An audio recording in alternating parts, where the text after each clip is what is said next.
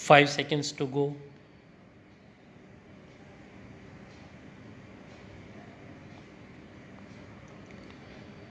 Start.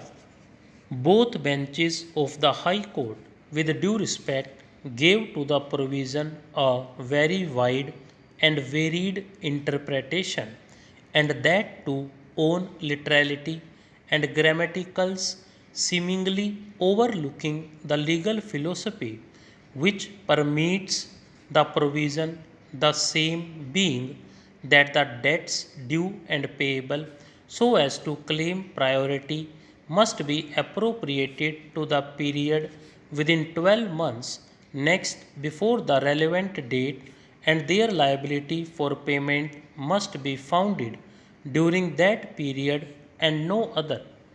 To put it in simpler words, the state has a priority over debts, liability, and obligation of which was borne within the time frame of those 12 months, and as such due and becoming due and payable within those 12 months next before the relevant date, ascertainable if necessary later if not already ascertained.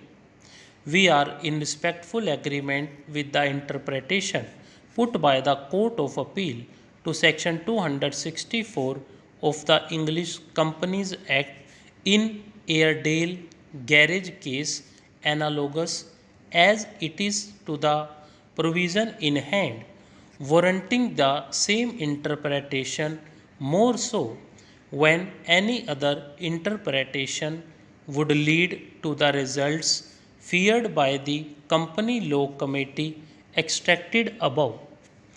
In such view of the matter, we need not elaborately comment, discuss, or demolish sentence by sentence the reasoning given by the single bench, as also the division bench of the High Court towards interpreting the provision. The words having become due and payable within 12 months next before the relevant date need be understood to mean putting a restriction or cordoning off the amount for which priority is claimable, and not in respect of each and every debt on account of taxes, rates, and cesses, etc., which may be outstanding at that time and payable, and further that such priority is in respect only of debts those of which become due and payable because the liability to those is rooted, founded, and belonging to that period of 12 months prior to the relevant date and none other, both the conditions existing. D. A. Desai judge, as a judge of Gujarat High Court, had examined the question of when a debt becomes payable, for this is a requirement to be satisfied, and only when the debt becomes due and payable during the 12 months next before the relevant date does the debt get the character of a preferential debt. After elaborate discussion, it was held that the debt becomes due on the date of the sale. Tax may become due but may be payable in future in terms of the statute. In the context of the Sales Tax Act in question 27, it was held that the sales tax became due and payable when the returns were filed. Determination or quantification of the tax at the time of passing of the assessment order in terms of the Sales Tax Act holds was not relevant. We need not refer to the Sales Tax Act relevant in Sales Tax Officer Perry for the purpose of the present case.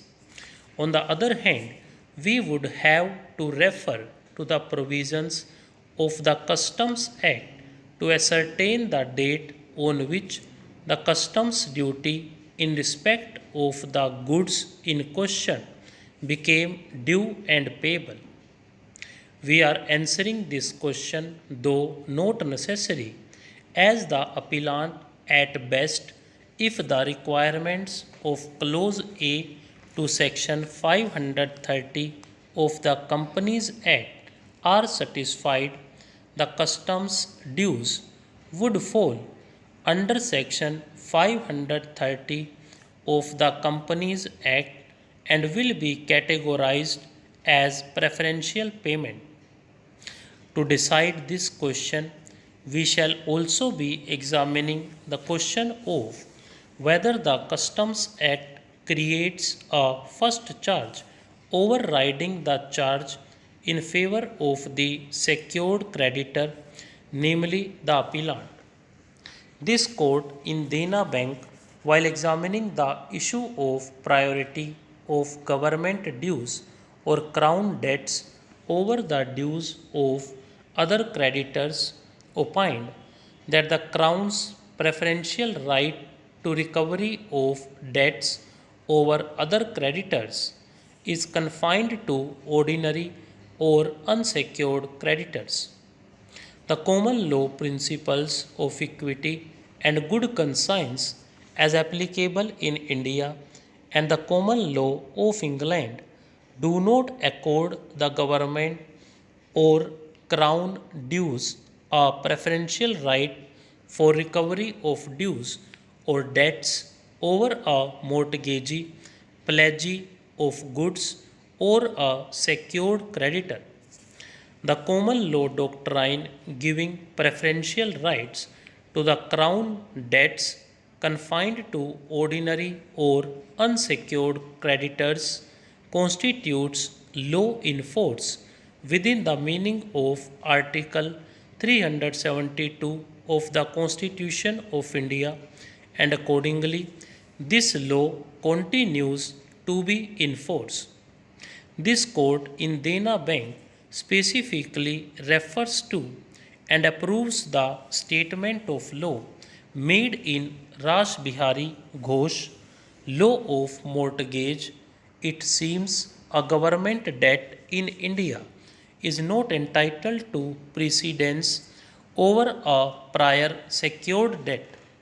This principle also emanates from the decision of the Constitution Bench of this court in Builders Supply Corporation versus Union of India and others, which was followed by a three judges bench in Collector of Aurangabad, Central Bank of India.